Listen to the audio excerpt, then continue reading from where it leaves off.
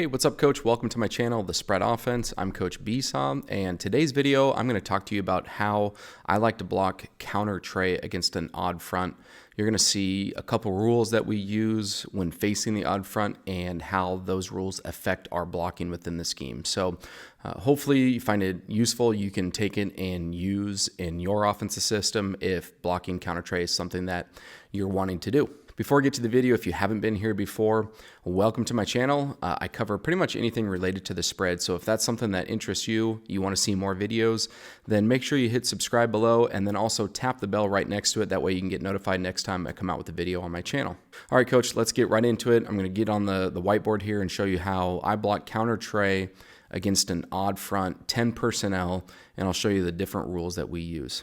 All right, Coach, I got an odd front drawn up here, something that we typically face when we see some odd fronts. We get a nose that's head up on our center. We got two tackles here, either in a 5 technique, anywhere between a 4-eye and a 5. Doesn't really matter as far as our rules go that I'm going to show with you today in this video. And then we get a stand-up linebacker here, and then obviously the two Mike and linebackers, the Mike and the Will. And so this could either be an Okie front for you or Charger, whatever you call it. This is just the look that I'm going with to show you the rules that we use within the counter Trey blocking scheme. So this comes out of 10 personnel. And the first rule that we talk about when we get into an odd front, when we face an odd front, is going to be when there are two to the backside. So that's our first rule. When there are two down linemen to the backside, we are going to be down. And so if we were to draw an imaginary line through the middle of the center right there, we want to identify how many linemen are to the backside of this. And we don't count the nose because the nose is straddling the center line. And so we're going to start here, and we got our tackle to the linebacker, the stand-up backer just outside of that thing. So in this case, with this rule, we've identified that there's two to the backside. On the front side of this scheme, then that means what we're going to be doing is we're going to be going down. So if we are going to be going counter Trey to the left here, then that means the left side of this line is all going to be blocking down, the center included. And it's a tough block, but we're going to ask our center to get flat down the line of scrimmage and do his best to just kind of wall off that 4-eye or the 4, even the 5, and basically just get in his way, chip him as best he can.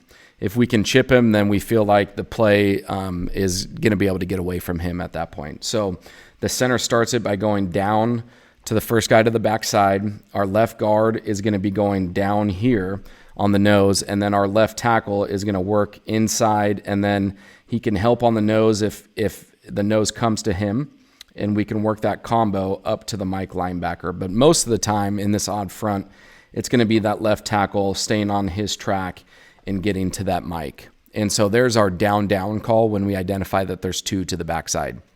And then from here, our right guard is going to point the toe and go, and he's looking to kick out that tackle. And then our right tackle here is going to be skip pulling, following the guard, and working to the first linebacker to the front side of this center line, which is the Will. Okay, so we're able to chip this guy, and most of the time he's going to be spiking into the B gap is what we get anyways, because this Sam is right outside of him, and he's usually responsible for the C. So a lot of times this guy is taking an inside track, and eventually our center is able to get just enough of him into the down block there, and allows our guard and our tackle to still pull and get into the blocking scheme.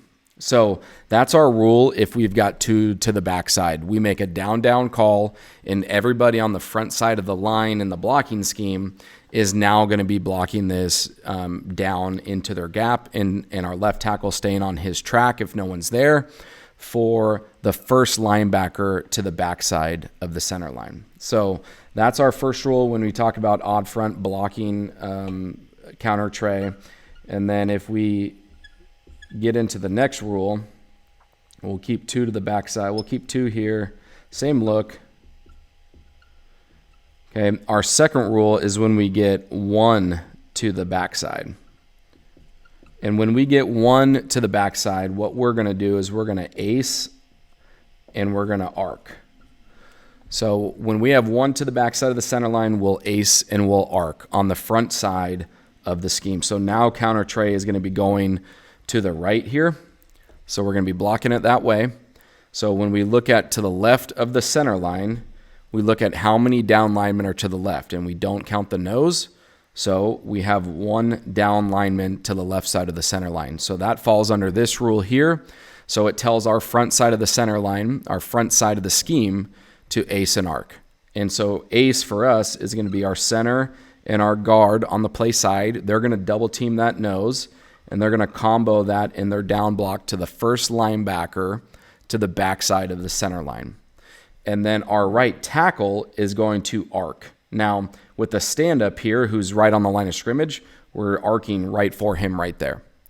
If he were to be off the line of scrimmage and playing from space here, we would still arc release, and we're picking him up wherever that guy is. It's going to be the first guy to the outside that we see.